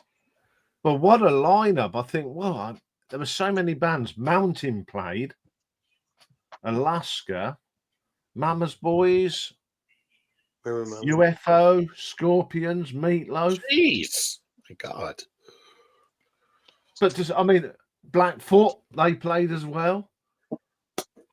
I was seeing all these great bands. I mean, I was 20, coming up 20. And I was really got into my music, and I was seeing all these legendary 70s bands. I was just, but I mean, Klaus Meine, they came onto Blackout, and they just hurtled on 100 miles an hour. And then we got tickets to see them at Birmingham. We saw the full show, which is basically worldwide live. Okay, yeah. Phenomenal. I mean, I like the earlier stuff, the Uli John Roth stuff. I think that's amazing because it's like two different bands. But I sort of went off them when they brought out, was it 1-to-1 or something with Mine Like a Tree? They went all weird on us, didn't they? I don't remember that one.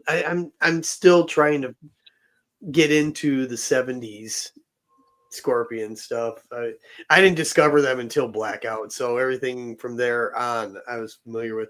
I didn't get to see them till Savage Amusement with the American version of Monsters of Rock that toured across, which it was just funny to see Metallica and then have to be followed by Dokken. And then Scorpions came out, which they were all right. It's good. I appreciate them more now. But yeah, for me though, just sitting and seeing some great bands. I mean, I saw UFO that year as well. So I saw UFO, Scorpions twice in 1985. Oh my God! I know. The European and UK festivals were just so much better than. Well, I mean, there's so many of them. Well, that and also in the 80s. We didn't really have many festivals at all. No. We had like the best one was not arranged by an American, was actually done in Moscow. the Moscow Peace Festival. Yes, yeah, yeah, that was something to keep Doc McGee out of prison. Yes, it was. Yeah, it's anti-drug, so let's get Ozzy and Zach Wilde and the Motley Crue guys. Oh wait, no, they were just newly sober, but the Skid Row guys in a flying tube. Yeah. Yeah, I mean, Skid Row came onto. They're coming to take me away. Ha ha. Yeah. I mean, what? But, yeah, I watched that on MTV. Yeah, it was a pay-per-view here. I remember ordering it.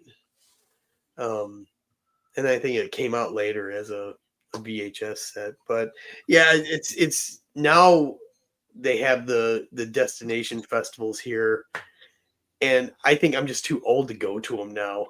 I don't know if I can handle I it. wouldn't go to what we call download. I mean, to me, Monsters of Rock was on the third Saturday of an August, one day. Right. 5 quality bands. Right.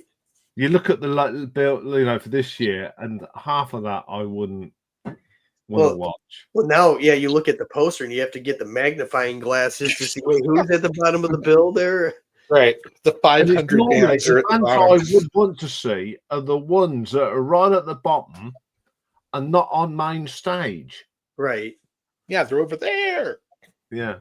I mean, I went to, the first one I went to was 84. And my last one was 1990. I went to the 10th anniversary. Okay. And which I met Spike from the Choir Boys. Oh, nice. Backstage. What a nice guy he was. Mick Wall, the rock journalist. Mm-hmm. Yeah, that was when Whitesnake were there with Stevie Vai. It wasn't a good. Oh, okay. Aerosmith were on. Oof. Megadeth were on. They were brilliant. Okay. And Halloween, and then I think in 80 was that, I can't remember. I've been to so many. I saw Megadeth there. I saw Halloween. I saw Guns N' Roses, and they were awful. Wait, was this the 88? Yeah, they came on half an hour late, so there's nothing new there, is there? And they were drunk. They couldn't play. Well, and a couple people got killed there too. Yeah, during that gig. Yeah, that's awesome. But we didn't know nothing about it because obviously there was no such thing as social media then. Right. No. It was all on the news at home because all our parents were going. Yeah, and they're wondering, hey, is that my kid? Yeah. Oh, exactly. That would have been awful. Yeah, yeah, that's when they also started the split down the middle. I think that was the reason why, to kind of help the, I don't know, not convergence, but to help the impact of all the people.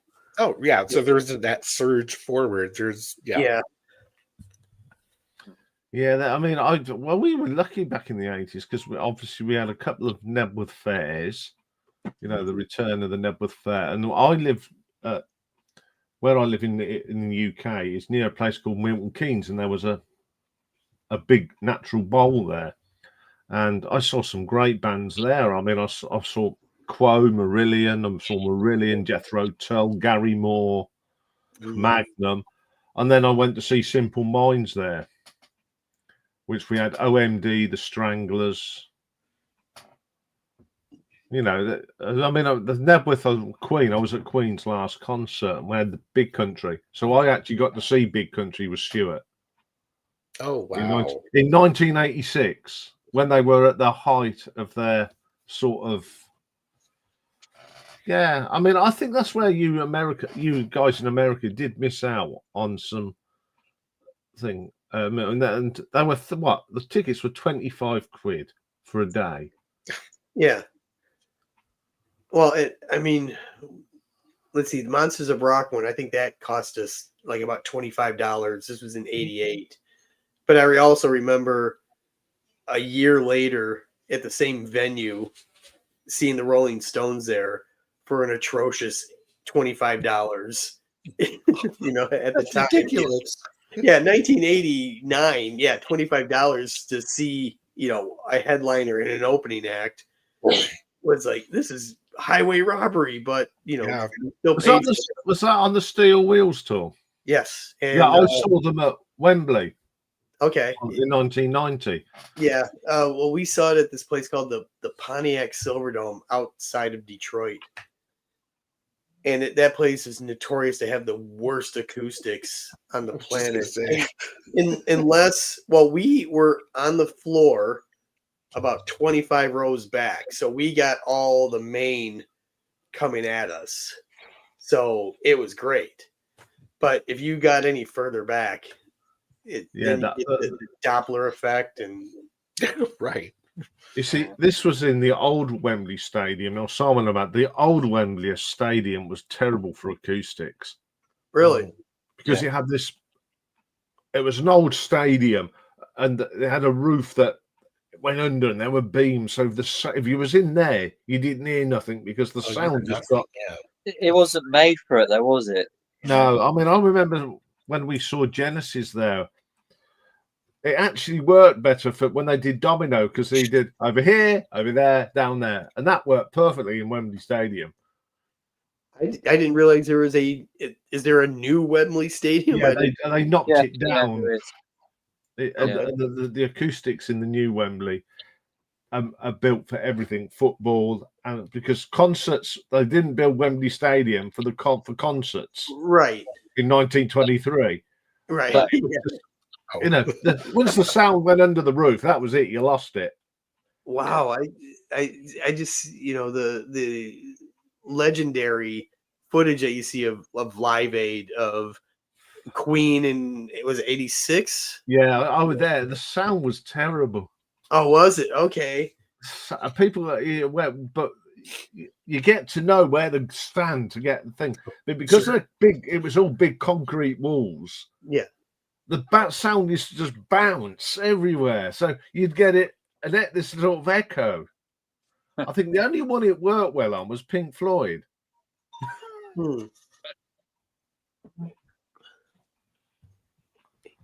Yeah, that was the only one it really worked on.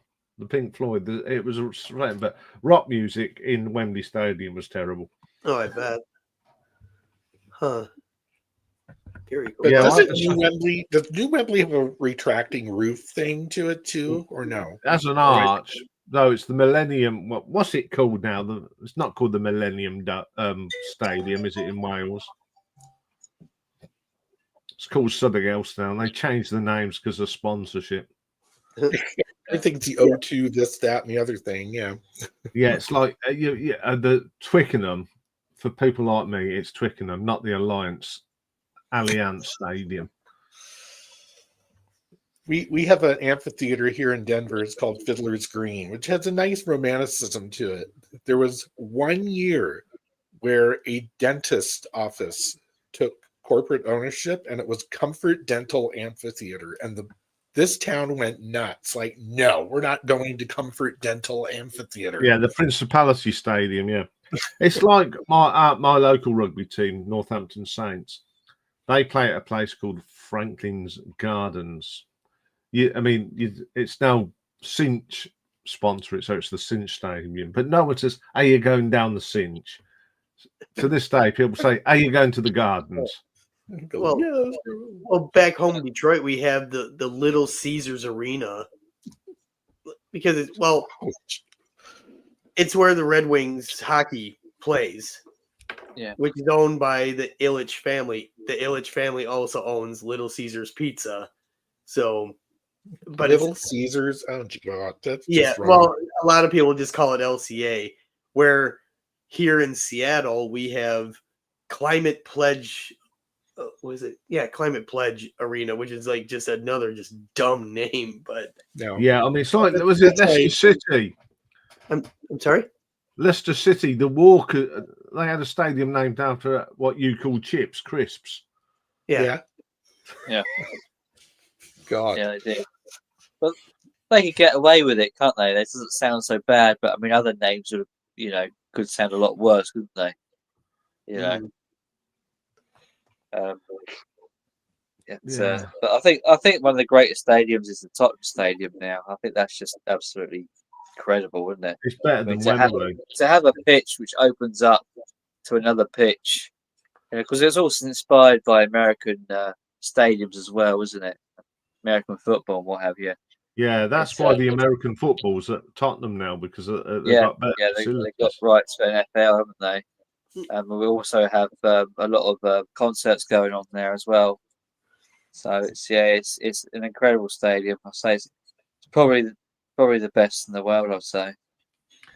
Yeah, I mean, I just went to watch baseball at the London Stadium. Yeah. Yeah, we saw something that it was won in the last. You know, it was won in the last innings of the thing. You thought it was going into extra time, but it was run on the last pitch and all that. And the guy broke his back. When I was making my way into Northampton train station, there was someone in front of me who said he wanted to go to the Tottenham Hotspur Stadium. So everyone seems to be making their way down there, you know. That was some random person. So Northampton wanted to go to the Tottenham Stadium. Well, someone from Northampton did, yeah. Not quite sure what was going on there. So they weren't playing football. Must have been some kind of music thing, I suppose.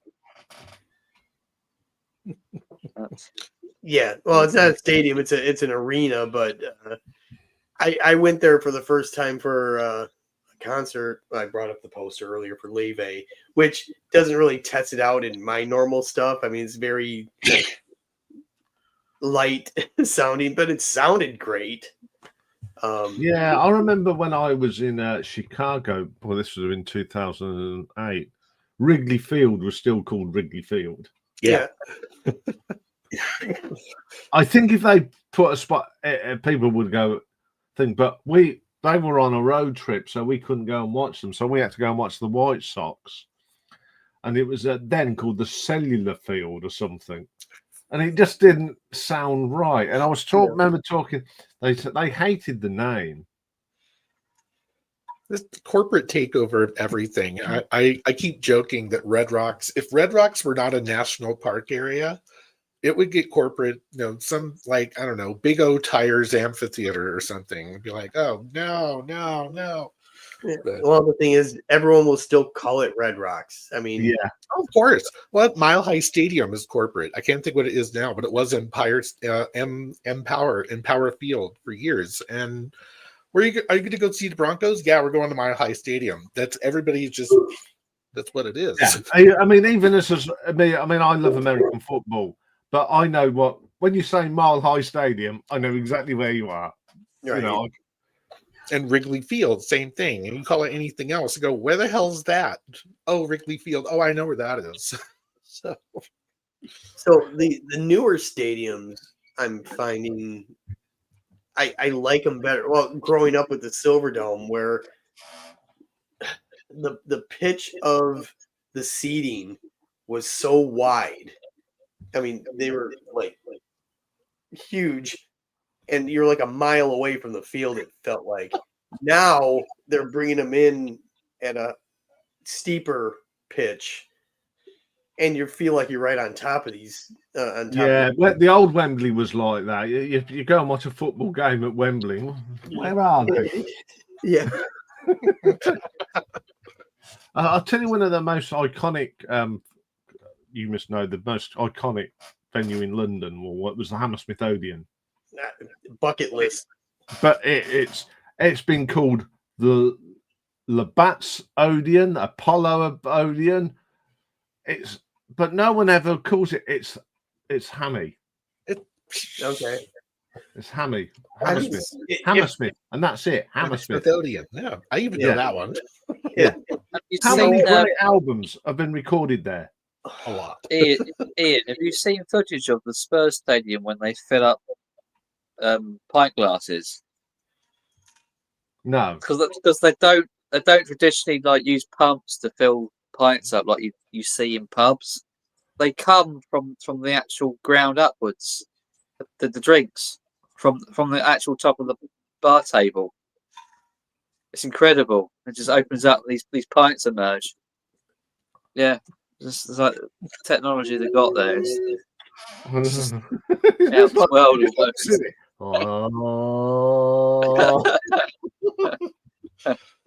Wow. Is there like light and fog coming along with it? Yeah. Angels Yeah. singing. Angels sing. I'm Trumpets. sure there'll be footage on YouTube you can see for yourself. but yeah, I'll put it something in. else. So Yeah. back to Hammersmith Odeon. How is the sound there? Because that's a place, like I said, bucket list place. Even if I make it to London, even if there wasn't a show there, I just can I just step inside and just Just look. Yeah. Well, it's the first place I saw Maiden. It was the first place I saw Motorhead. But I unfortunately didn't see Eddie, Phil, and Lemmy. I saw Mickey D, Phil Campbell, and I'll tell you what, there's one band that the fans couldn't care less who's playing because it just sounded amazing. Yeah, who else have I seen there? Magnum, Gary Moore, Quo. I think I've seen all Marillion. I've seen all the, everyone played the Hammersmith Odeon in the day. And we had one in Birmingham, the Odeon, and I saw UFO there, Blue Oyster Cult. The first time I went there was to see the Psychedelic Furs. First call, we got in a taxi at New Street, the station. Can you take us to the Birmingham Odeon? And he says, yeah, no problem. He got out the taxi, opened the door, and went, it's just round the corner.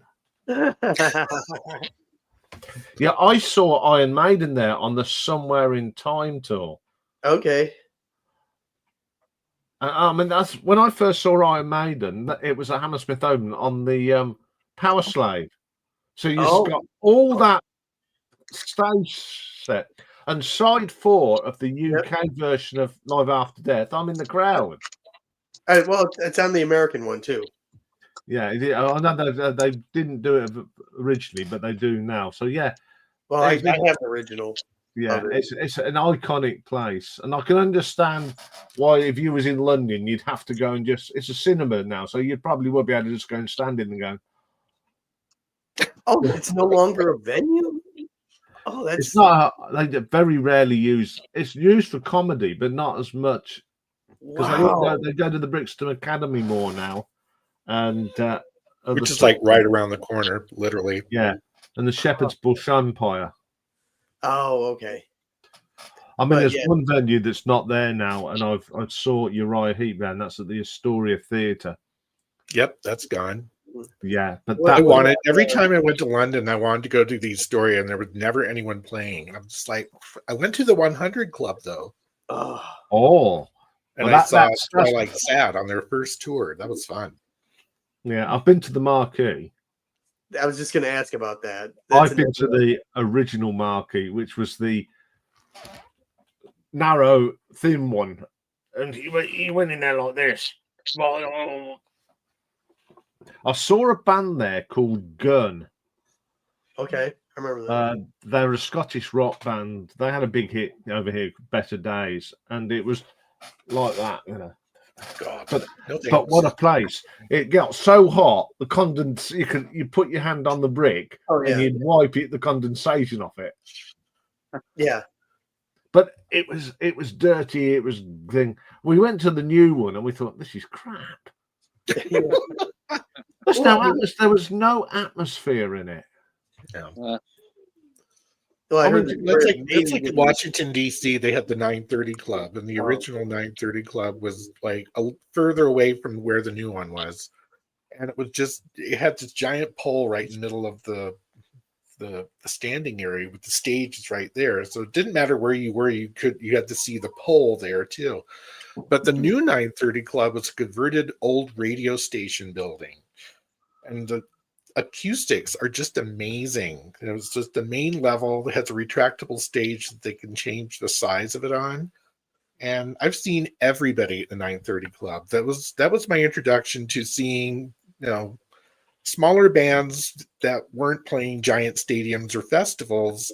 I saw Bob Mould there, Laurie Anderson, saw frickin' Filter. They brought their outdoor speaker system and hung it from the rafters. It was loud as fuck, but fun.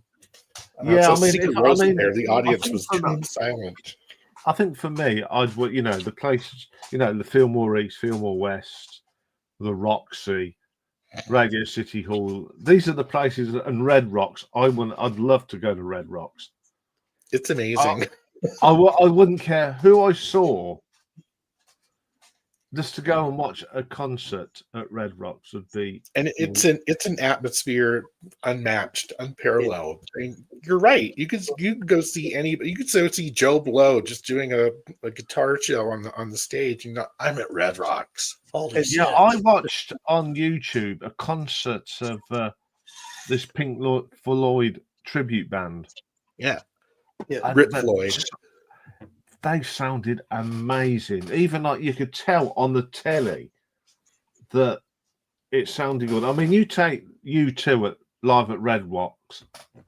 That should be a double album without a doubt. Oh, of course it should. I've been saying that for years. And then when they did the Record Store Day issue and they didn't do it, I was pissed.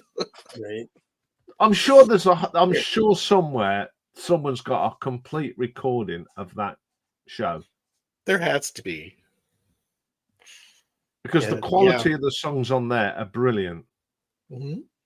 And it rained. My God, I had a friend of mine who was going to go, but he got grounded by his father and he couldn't go. To this day, he hates his father because of that. You never let me go to Red Rocks.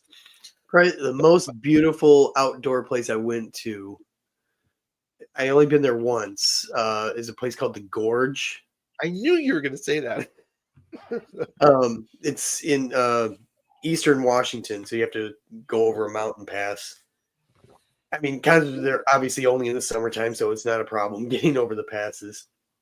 But I saw Sabbath there on their 13 tour, and I'd never been to this place. I went by myself, parked, and you're, walking through this field, and you walk over this hill, and all of a sudden, like, the sky just opens up, and there's the Columbia River behind the stage, and it's hard to describe. They're on YouTube. I don't know.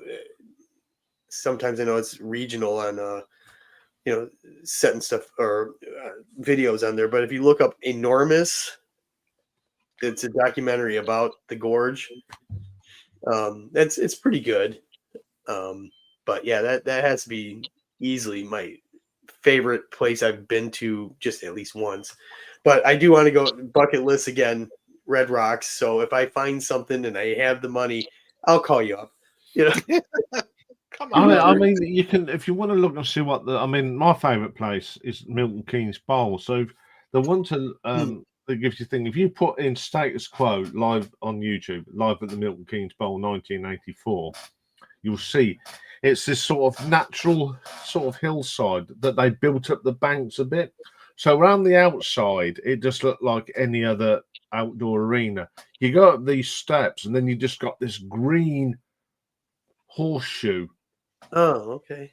And because there was nothing stopping it, the sound, you could hear it at the back and the front. It was wonderful. And Nebworth Park, where Queen played their last, it goes like this.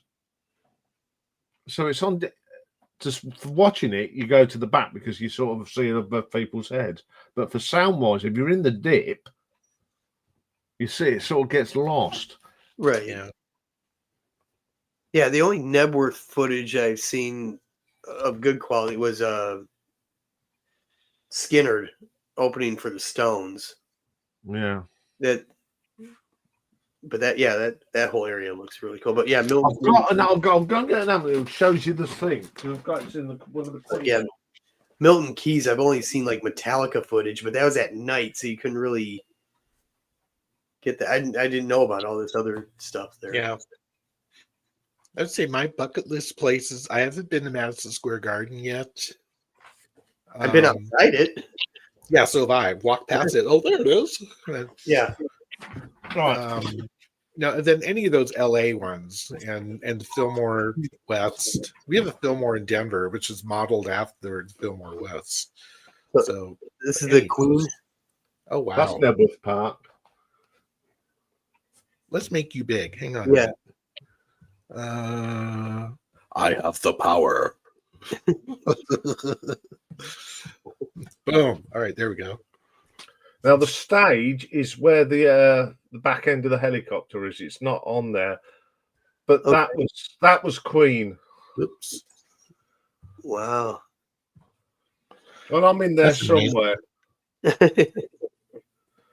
think there are like 200,000 people there. It's a crazy number. 130,000, I think. Okay, yeah, I knew it was up there. Crazy. But that is Nebworth Park, but you can't see the natural dips because it's just a body of people. But it great. It's a bugger to get to as well. It's on the A1. It's not even on a motorway. It's on the A1, which was a dual carriageway in the day.